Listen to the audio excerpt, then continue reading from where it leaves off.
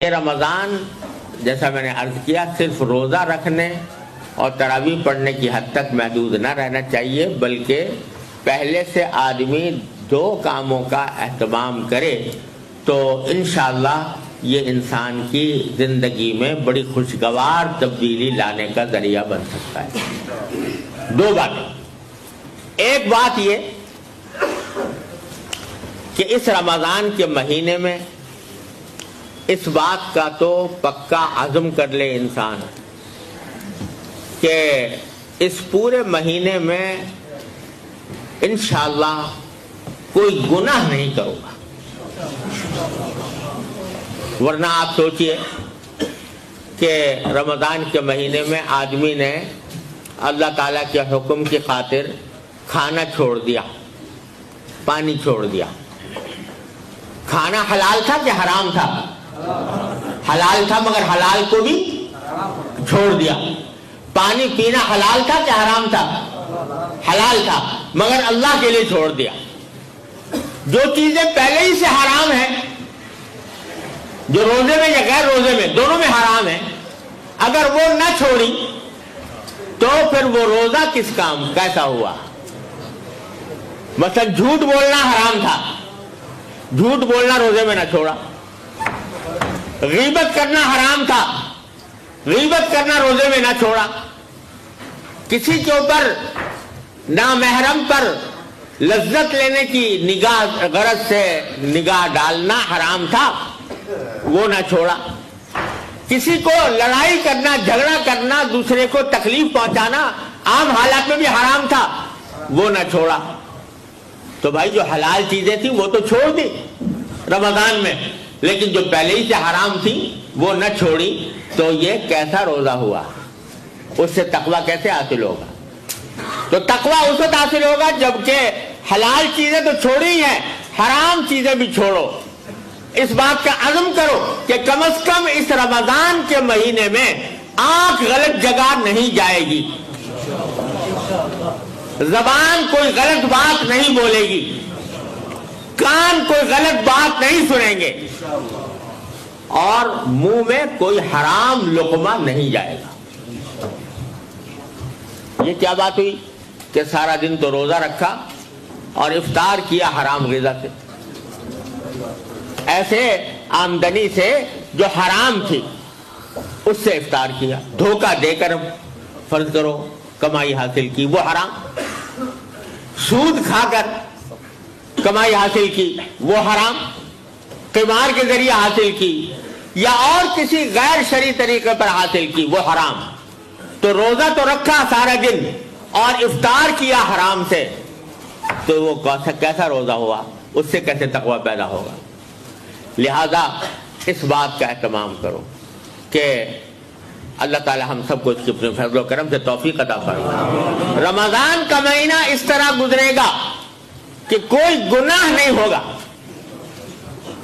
اور اس کے لیے اپنی پوری ہمت کا مظاہرہ کرنا ہوگا کہ اسی طرح جیسے شدید پیاس میں پانی پینے سے پرہیز کرتے ہو، اسی طرح گناہ کے ارتکاب سے بھی پرہیز کر کے دیکھو کرو، تو یہ رمضان کا مہینہ اس کی تربیت اور اللہ تعالیٰ کے ساتھ تعلق مضبوط کرنے کا بہترین ذریعہ بنے گا۔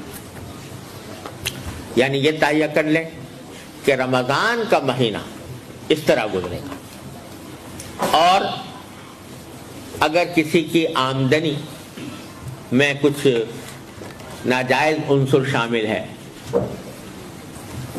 ناپاک، ناجائز، حرام عنصر شامل ہے، کم از کم یہ طے کر لے کہ رمضان کے مہینے میں میرا جو کھانا ہوگا وہ حلال آمدنی سے ہوگا، چاہے اس کے لیے کسی سے قرض ہی لینا پڑے، لیکن قرض لے کر کھا لوں گا، لیکن حرام چیز نہیں کھاؤں گا، حرام آمدنی کو استعمال نہیں کروں گا۔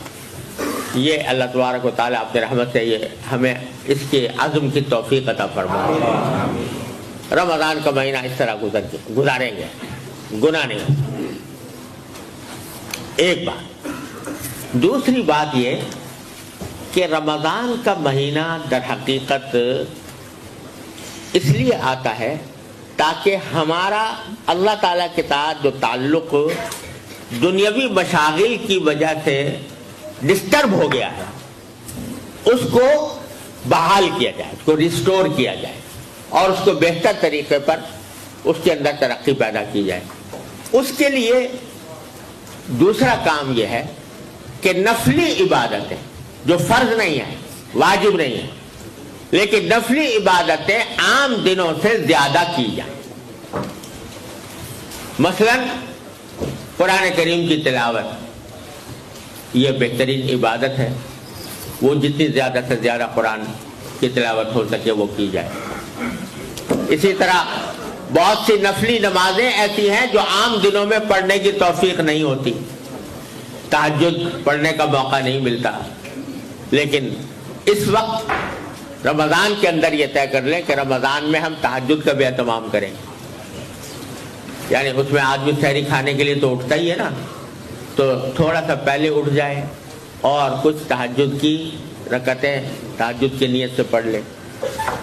اشراق تو اوابین یہ جو نفلی نمازیں ہیں ان کا عام دنوں میں اہتمام نہیں ہوتا، تو آدمی یہ سوچ لے کہ میں اس میں زیادہ اہتمام کروں گا۔ تو دو باتیں ہو گئی، ایک گناہوں سے بچنے کا اہتمام، دوسرا نفلی عبادتوں کی کثرت جن میں قرآن کریم کی تلاوت سرے پیری سے جتنا زیادہ ہو سکے۔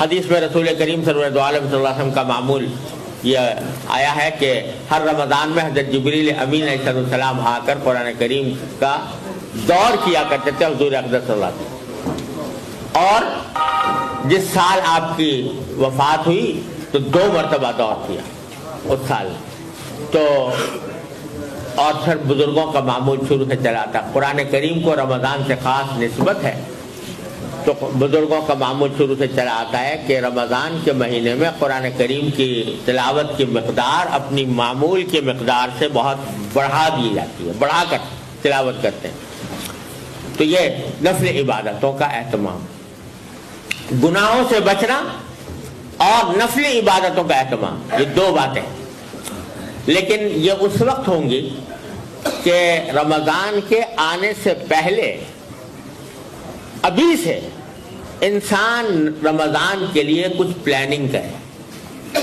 یعنی ایسی پلاننگ کرے کہ جس میں اس کو اس بات کا کے لیے اہتمام کرے کہ مجھے رمضان میں ان کاموں کے لیے زیادہ وقت ملے، اپنی دوسری مصروفیات کو جتنا کم کر سکے بغیر کسی کا حق مارے ہوئے، اگر جتنا کم کر سکتا ہے اس کو کم کرے اور نفلی عبادتوں کے اوقات کو بڑھائے اور گناہوں سے بچنے کا اہتمام کرے۔ جو مواقع ہوتے ہیں گناہوں میں مبتلا ہونے کے، ان مواقع پر جانے سے پرہیز کرے اور پہلے سے اس کا منصوبہ بنائے کہ رمضان کے مہینے میں اپنے شب و روز کے معمولات، میرے دن رات کے معمولات کس طرح ہوں گے، پہلے سے یہ پلاننگ کریں۔ تو جب شروع ہوگا رمضان تو انشاءاللہ ان 2 باتوں کا جب اہتمام ہوگا تو اللہ تعالیٰ کی رحمت سے جو اس کا اصل مقصد ہے کہ انسان کی زندگی میں تبدیلی آئے، وہ تقویٰ کی طرف بڑھے، اس کا اللہ تبارک و تعالیٰ کے ساتھ تعلق مضبوط ہو، وہ انشاءاللہ فائدہ حاصل ہوگا۔ اور ایک خوشخبری بھی ہے جو حضور اقدس نبی کریم سرور دو عالم صلی اللہ علیہ وسلم نے عطا فرمائی ہے۔ خوشخبری یہ عطا فرمائی ہے کہ آپ نے فرمایا کہ من سلم لہ رمضان سلمت لہ السنہ، یعنی جس شخص کا رمضان سلامتی سے گزر جائے اس کا پورا سال سلامتی سے گزرے گا۔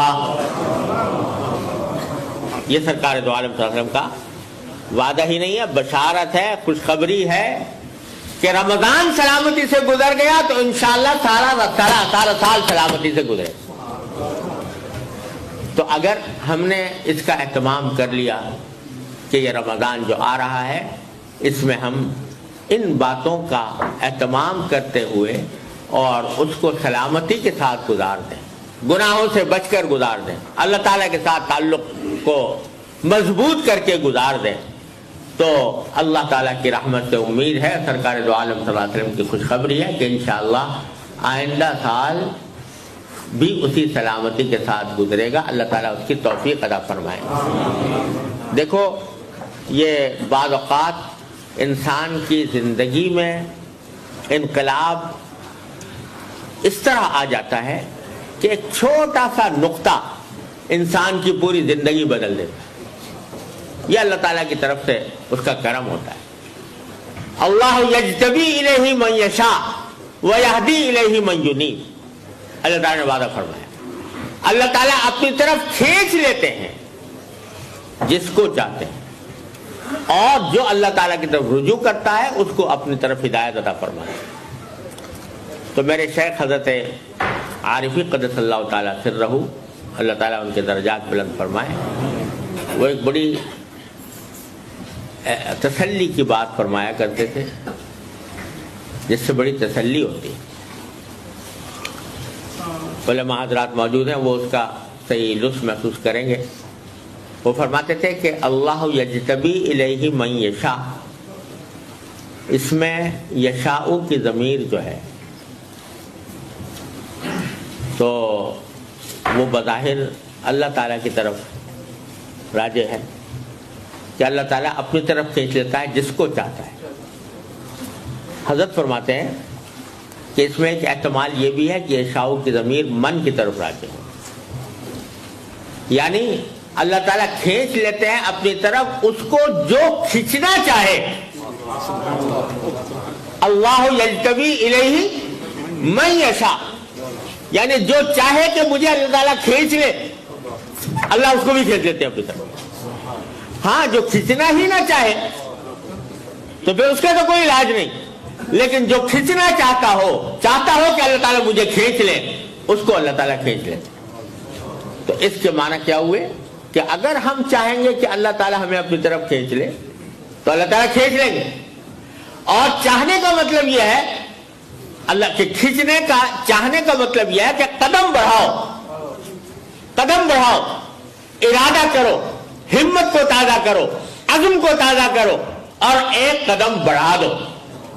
ایک قدم بڑھا دو گے, اللہ تعالیٰ فرماتے ہیں جو میری طرف ایک قدم بڑھ کر آتا ہے میں اس کی طرف 2 قدم بڑھ کے جاتا ہوں.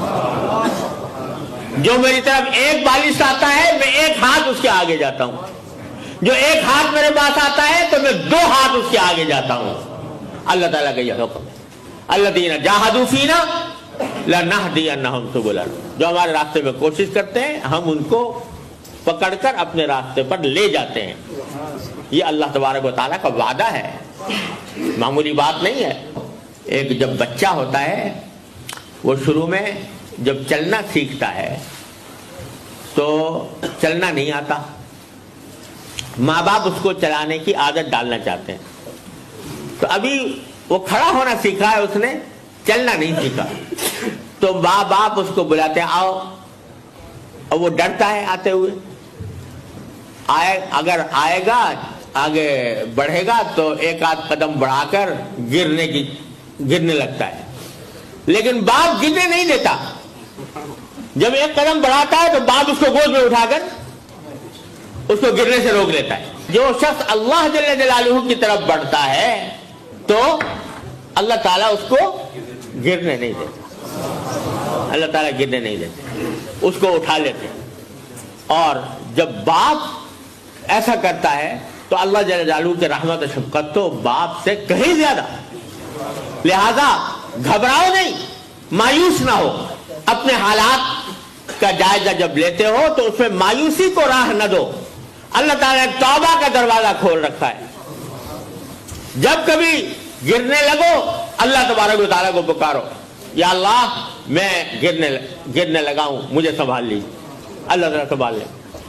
اور اگر پھر بھی گر پڑو تو پکار لو ان کو کہ استغفر اللہ ربی من کل ذنب واتوب الیہ, میں اللہ تعالیٰ سے استغفار کرتا ہوں, توبہ کرتا ہوں, تو اللہ تعالیٰ فوراً معاف فرما دے. یاد رکھو یہ توبہ اور استغفار ایسی چیز ہے کہ اللہ تبارک و تعالیٰ نے سارے گناہوں کا تریاق اتنا آسان بنا دیا.